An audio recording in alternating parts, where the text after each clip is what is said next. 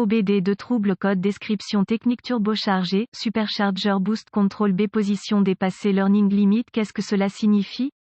Il s'agit d'un code d'anomalie de diagnostic DTC du groupe motopropulseur générique et s'applique généralement aux véhicules OBDII. Cela peut inclure, mais sans s'y limiter, les véhicules de Chevy, Chevrolet, GMC, Duramax, Dodge, Ram, Cummins, Isuzu, Ford, Vauxhall, VW, etc. Bien que génériques, les étapes de réparation exactes peuvent varier selon l'année, confection, modèle et configuration du groupe motopropulseur, les turbocompresseurs, les suralimenteurs et tout autre système à induction forcée parenthèse ouvrante FI parenthèse fermante utilise d'ailleurs l'énergie générée par le moteur CAD, les impulsions d'échappement, les vis à entraînement par courroie, etc. pour augmenter la quantité d'air qui peut être introduite dans la chambre de combustion. Efficacité volumétrique accrue, étant donné que, dans les systèmes à induction forcée, les pressions d'admission doivent varier et doivent être ajustées en fonction des nombreux besoins de puissance de l'opérateur, les fabricants utilisent une forme de soupape de commande de suralimentation, AK, wastegate, solénoïde de commande de suralimentation, etc., qui est surveillé et contrôlé par l'ECM, Engine Control Module, pour s'assurer que le mélange air-carburant est stéchiométrique, idéal. Pour ce faire, il ajuste mécaniquement les esperluettes cotes, aubes esperluettes cotes, du chargeur. Ces aubes sont chargées d'ajuster la quantité de boost, pression d'admission, dans la chambre. Comme vous pouvez l'imaginer, un problème au sein du composant de contrôle du boost peut entraîner des problèmes de conduite. Le problème est que, lorsque l'ECM perd le contrôle de la suralimentation, votre véhicule passe généralement en mode esperluette cote, mou esperluette cote, pour éviter d'endommager le moteur, via des conditions de sous-suralimentation provoquant un mélange à F riche et, ou pauvre potentiellement dangereux. En ce qui concerne la lettre esperluette cote, B esperluette cote, il pourrait s'agir de distinguer un connecteur, un fil, un groupe de circuits, etc.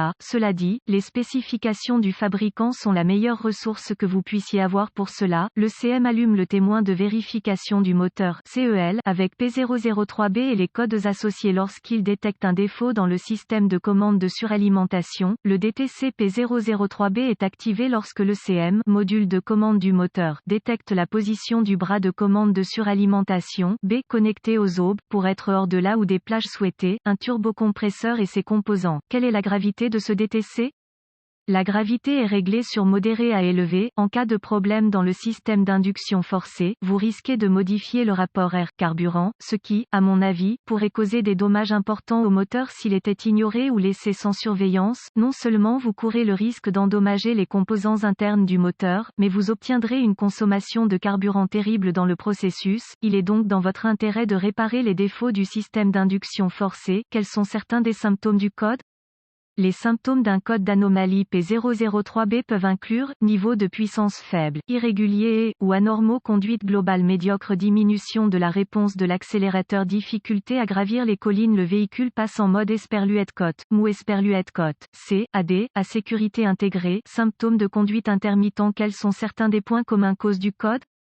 Les causes de ce code P003B peuvent inclure, solénoïde de commande de suralimentation défectueux ou endommagé, par exemple levier bloqué, cassé, plié, etc. Corrosion provoquant une résistance élevée, EG, connecteur, broche, masse, etc. Problème de câblage, par exemple effiloché, ouvert, court-circuit à l'alimentation, court-circuit à la terre, etc. Problème interne de l'ECM, module de commande du moteur, suie d'échappement excessif dans les aubes du chargeur, provoquant des niveaux de suralimentation élevés, faibles, incorrects, stagnants. Problème du module de commande de suralimentation, fuite d'échappement. Quelles sont les étapes de dépannage du P003B?